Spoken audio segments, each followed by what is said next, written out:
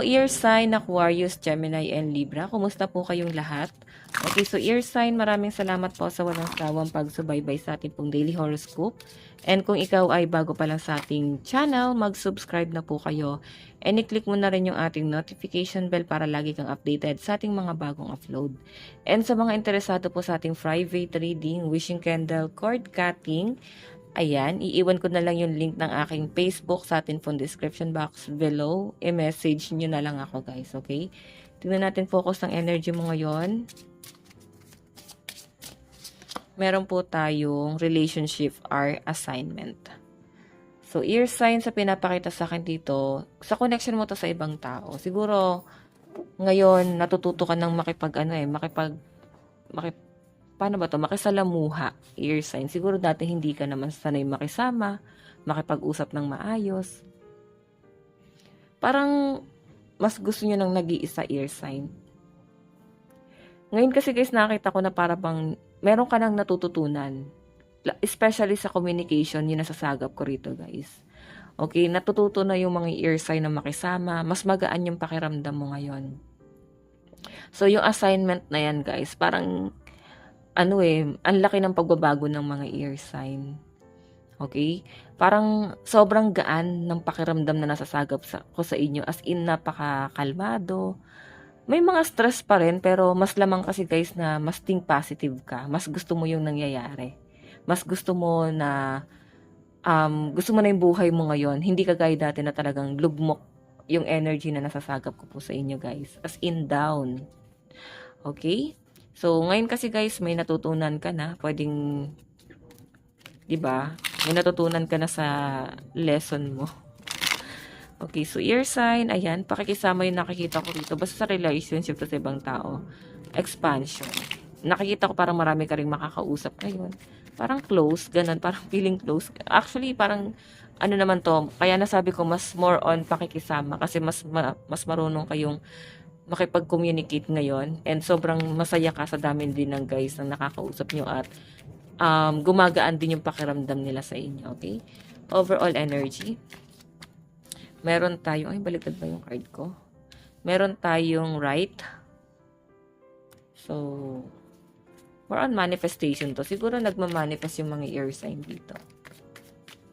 Meron tayong nightmare. So, iba sa inyo, ilang araw na kayo walang maayos na tulog. Nakikita ko yung pagod nyo, stress.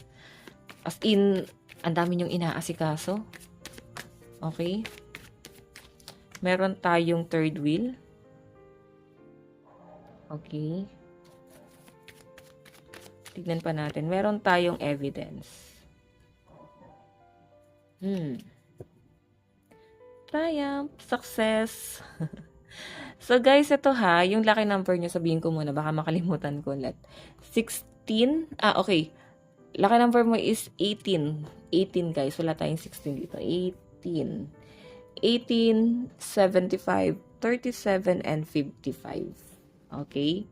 So, ear sign sa malinaw na pinapakita sa akin dyan. Pwede wala kang maayos na tulog talaga. Nakikita ko rin sa inyo guys na, alam mo, parang yung mga taong nakakasalamuha mo, nakikilala mo na sila ngayon. Okay? Nararamdaman nyo guys yung, alam nyo, yung parang nakikilala nyo siguro sila guys dahil sa pera. Okay? Meron kasi rito guys parang uutakan ka dahil sa pera. Pwede nangyari na siya ngayon. Iniisip-isip nyo lang guys. Then, nandun na kayo sa point na parang nakilala nyo na sila or nagpakilala sila dahil lang sa maliit na halaga.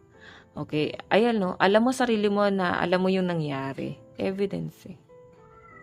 Alam mo na alam mo. Parang alam mo yung totoo. And parang pagiging, to guys, parang minamanipulate ka. Yung iba sa inyo guys, ito magiging busy ka rin. Abala. Kaya sa pinapakita sa akin dyan guys, nightmare, hirap kang matulog. Lalo na sa mga buntis dito ear sign, baka hirap kayong matulog. Okay? Tingnan pa natin. Oops, wait lang guys, nalaglag yung card. Inutin ko lang guys. Okay.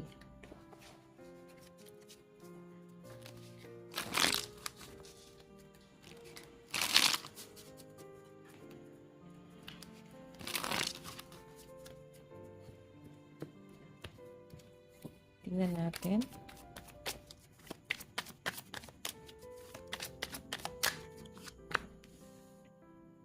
Seven of Swords. Meron tayong Two of Swords. Okay.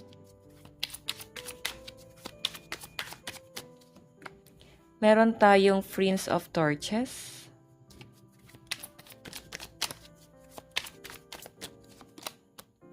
And Ace of Cups. Actually, may blessing ako nakikita sa mga air sign ngayon, no? Collaboration to. Siguro may tumutulong sa inyo or basta masaya yung energy mo ngayon. Hirap ka lang talagang matulog. Pwedeng meron kang nararamdaman. Ano ba to? May mga nagkakasakit ba? Or dahil busy kayo, madami kayong ginagawa, guys. Yun yung malinaw na pinapakita sa akin dyan. And ano ba tong hinahanap mong evidence? Sige, balikan natin mamaya. No? Focus muna tayo kay sa right, tapos Seven of Swords. May nakikita ko rito na parang na-feel nyo na parang kinarma or kinakarma ka ba? Or iba sa inyo, gumamit ka ng protection ba? Kasi guys, may nanunumpa sa inyo. No? Sinusumpa kayo, kina-force kayo. So, basta gumamit ka ng protection, guys. Ayan, no? Pinagdadasal nila, guys, yung pagbagsak mo.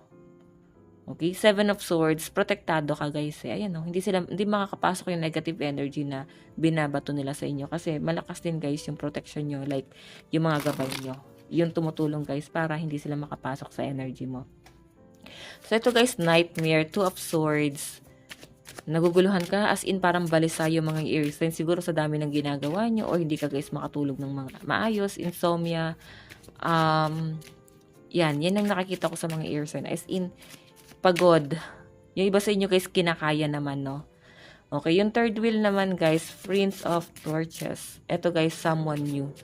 Yun nga lang guys, medyo komplikado yung relationship mo sa taong to. Or pwedeng sa relasyon nyo ng person mo, conflict kasi against yung family ng person mo. Or pwedeng yung family mo against dun sa person mo. Basta may mga hadlang. Bago pa lang to, and nakikita ko pinaglaban tong relasyon na to. Then, meron tayo guys, evidence, Ace of Cups. So, kung makikita nyo guys, itong Ace of Cups na to, ano siya maganda siya. So, kung ano man to guys na doubt mo sa sarili mo, like, baka may mali ako, baka ako nga yung mali. Ayan, pasensya na guys sa pusa, no? So, yun nga yung pinapakita sa akin, guys. Evidence, oh. Kaya parang, ikaw mismo na pagdududahan mo yung sarili mo na baka ikaw yung mali or baka makagawa ka ng pagkakamali. Pero sinasabi kasi rito, guys, ginawa mo na yung nararapat. Ginawa mo yung part mo para sa kanila. Sinecure mo sila. So, wala na sila, guys, masasabi sa inyo. Nakakita ko na lahat ibinuhos mo para sa kanila. Maging secure lang sila sa buhay nila. Okay? Sige, tignan pa natin, guys. Advice. Kasi medyo nagigilty yung energy na nasasagap ko sa mga ear sign.